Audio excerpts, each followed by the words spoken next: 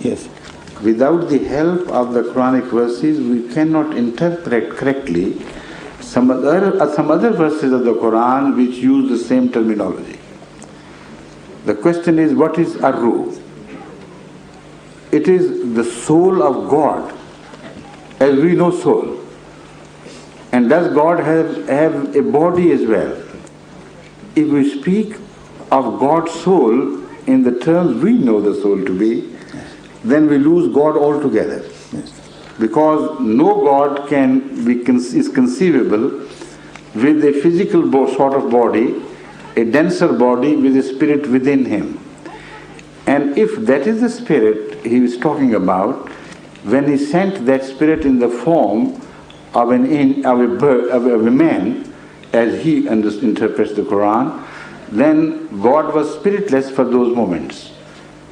And all his spirit was transformed into the image of a man. Yes. But so please don't attribute things to the Quran which is inconceivable, and they are not possibly applicable to the nature of God. So that is why I said, refer to the Quran itself to understand the meaning of ruh. Ruh, yes. Now, explaining the word ruh, the Holy Quran says, Yas'alunaka anir ruh. They ask you about the nature of ruh. What ruh means? Qul ruhu min amri rabbi. The ruh is nothing other than the will of God. It is the will of God which takes the form of a ruh or a spirit. And there's nothing else to it.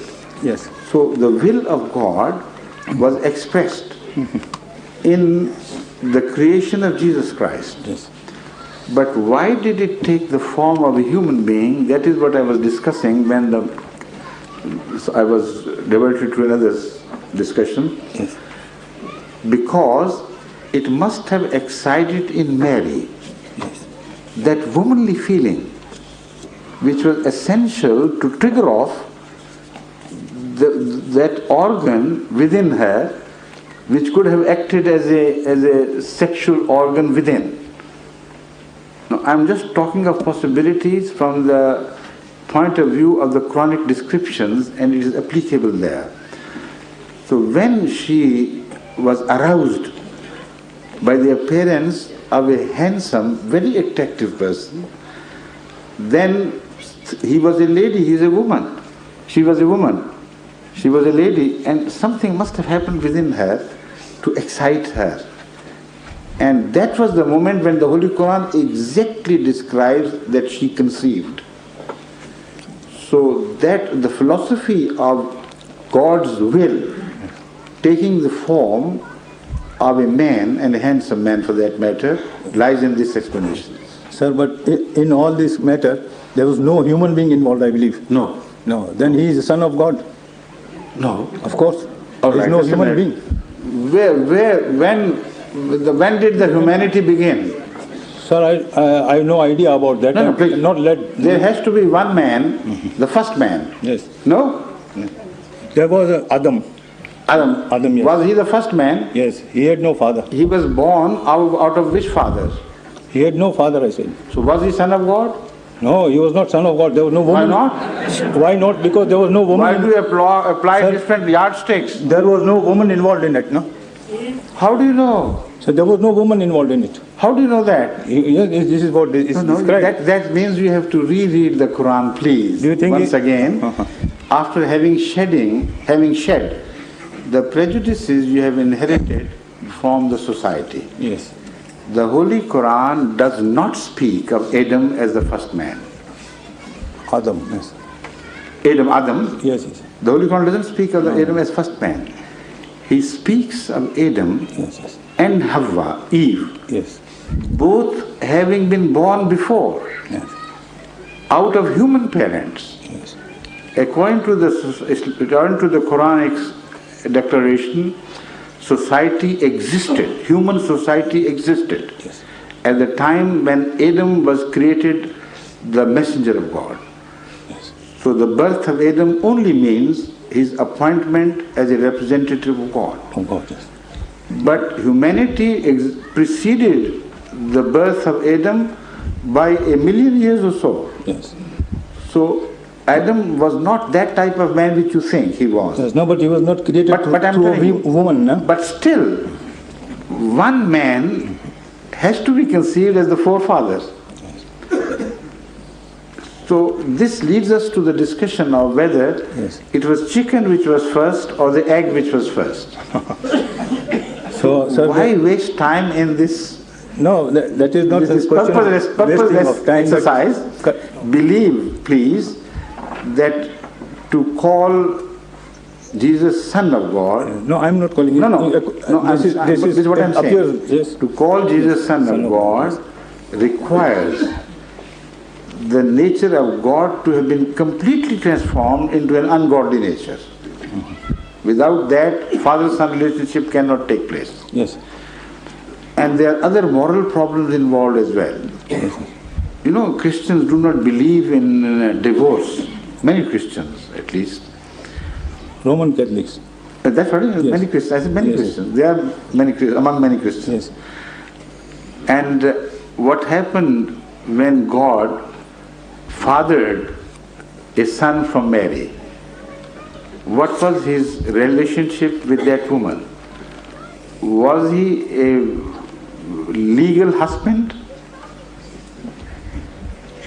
And if not, what was the nature of the child? And if he is to be taken as husband and God himself got married to Mary, a human being, then without divorcing her, this woman was permitted to marry again. And it's a case of polyandry. A simple case of polyandry if you take things too literally, I mean. Yes, yes. They should not be taken literally because that will be an insult to the very name of God in religion and the holy concepts we have. They should be understood metaphorically and should not be taken literally, please. Thank you. Sir, there's the basic question I come to now. This was the question that came to my mind when you were... Thank you. Yes. But it's a that's short, enough. It's a short one, sir. Because, please. you know, so I will have no opportunity. I have other appointments, sir, so come again. I'll be returning now to Karachi. I'm going already. And this come again to London, please. Or you can write your question. So just very, a minute. I can give you an answer. Very small question. Just a minute. Sir. The question may be very small, the answer may be very long. Oh, really? Unfortunately. Yes.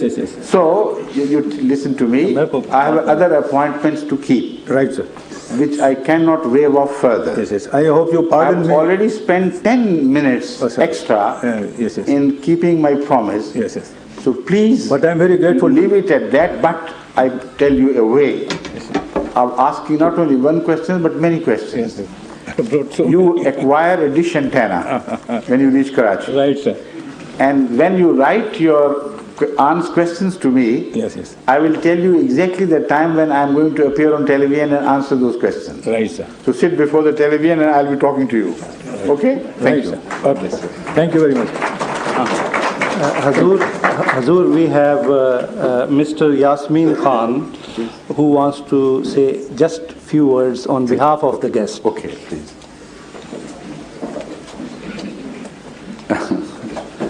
No, Your Holiness is got some guests or some other appointment, so I would be very short and brief.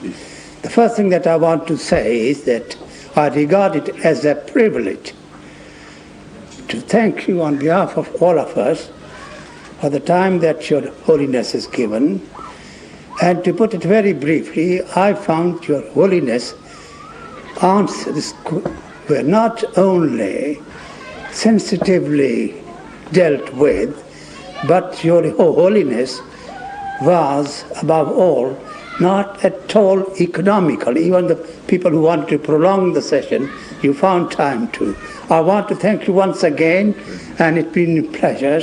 Although, of course, there are very other things I want to talk about your role, and I think it is a privilege to have you here in this country when Islam is under attack from various other reasons, for political reasons.